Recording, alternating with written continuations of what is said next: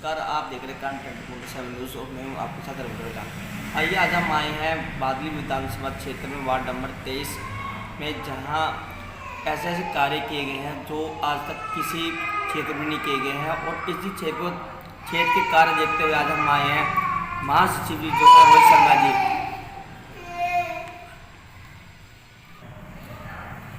तो सर पहले अपना परिचय दीजिए।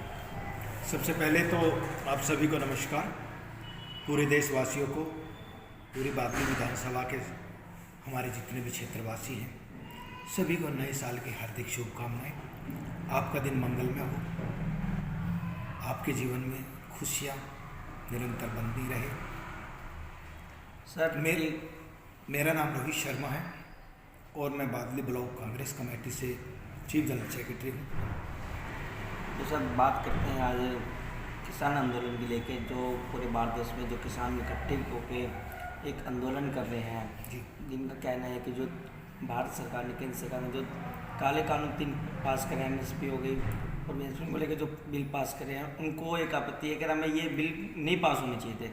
क्या कारण है, बिल पास क्यों नहीं होने चाहिए थे, क्या था इस बिल को? देखिए, जो आज की डेट में हमारी जो केंद्र सरकार है, किसी के दबाव से लगा लो या उनकी किस सोच के आधार पर उन्होंने कुछ कानून ऐसे बना दिए हैं कि जो हमारे किसान भाइयों के हित में नहीं है।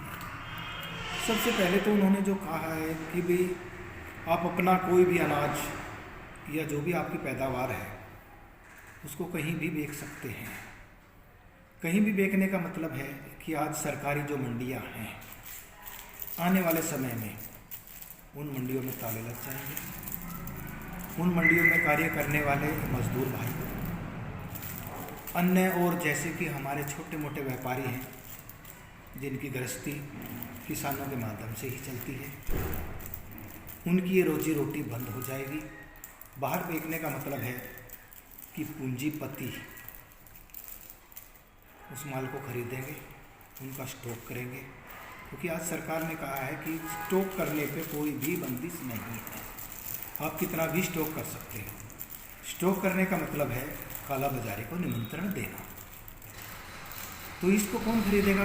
बड़े व्यापारी खरीदेंगे। बड़े व्यापारी खरीदेंगे, आज छोटे किसानों से उसको किसी भी रेट पे खरीद कर रख लेंगे, स्टोर कर लेंगे और आने वाले समय में उसी चीज़ के वे इतने रेट मांगेंगे कि किसान तो क्या, एक आम आदमी की पहुंच से दूर हो जाएगा।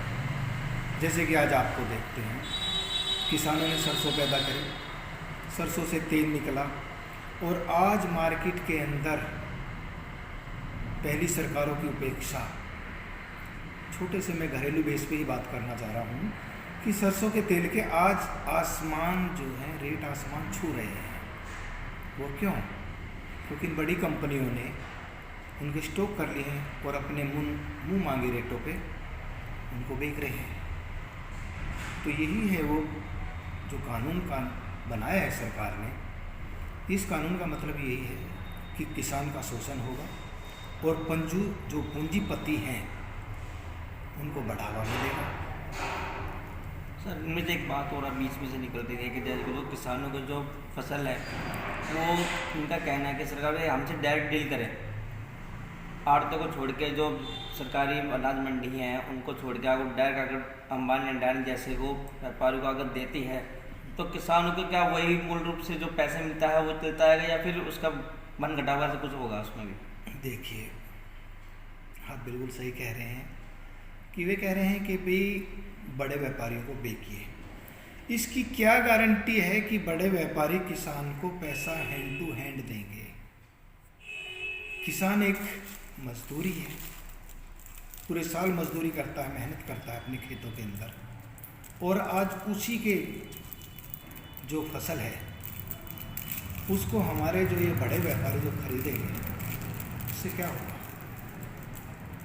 किसान से औने पौने रेट में खरीद लेंगे। आज किसान को पैसा दे देते हैं, लेकिन एक छोटी सी बात है कि किसान इतना पैसे वाला नहीं है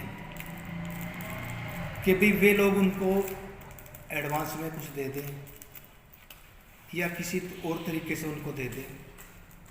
छोटे व्यापारी हैं, जो बिना किसी जमानत के, बिना किसी गारंटी के आज किसानों को सहायता भी देते हैं।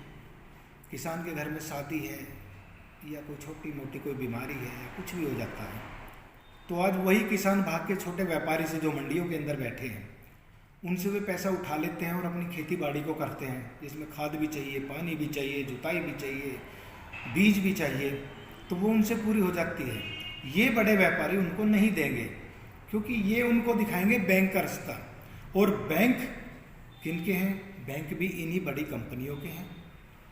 जैसा ये चाहेंगी वैसा बैंक करेंगे। यदि बैंक से आज हमने 100 रुपये भी लेने हैं तो हमारे 100 रुपये के लिए हमारी ज़मीन जायदाद, यहाँ तक कि हमारे जो गाय भैंसे हैं या कुछ भी कृषि से संबंधित जैसे ट्रैक्टर है या कुछ भी चीज़ है, उनको पहले वे गिरवी रखेंगे, तभी उसकी अवेज में वे हमें वो 100 रुपये देंगे। लेकिन छोटा व्यापारी है जिसको हम आड़ती के रूप में कहते हैं, वो ऐसा नहीं करते हैं।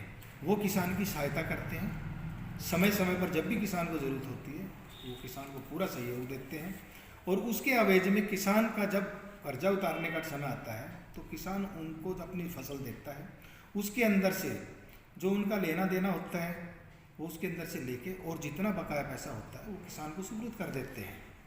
इनमें से एक चीज़ और देखी गई थी कि जो इनका कहना है कांग्रेस सरकार का, और ये और भी बंदे हैं जो इस बात को बोलते हैं कि जो सरकार है, केंद्र सरकार, ये जो किसानों की ज़मीन है इन पर कब्जा करके या फिर उनसे खुद अपने ही उस पर सब्जी उगवाएंगी कि हमें ये चीज़ चाहिए था, अब ये होगा ये, अन्यथा इसके अलावा और आप खुद अपनी मनमर्जी के मालिक नहीं होंगे। जी जी जी जी, बिल्कुल बिल्कुल बिल्कुल, ये बात सत्य है कि आज किसान जो आज अपने एक खेत का मालिक है, अपनी जो उसकी ज़मीन है उसका मालिक है, वो उस खेत के अंदर एक मजदूर बनकर रह जाएगा। इस सरकार की जो नीतियां हैं या जो ये अध्यादेश या जो कानून इन्होंने बनाया है उसमें ये सरासर बात है कि आज किसान अपने ही खेत के अंदर अपने ही घर में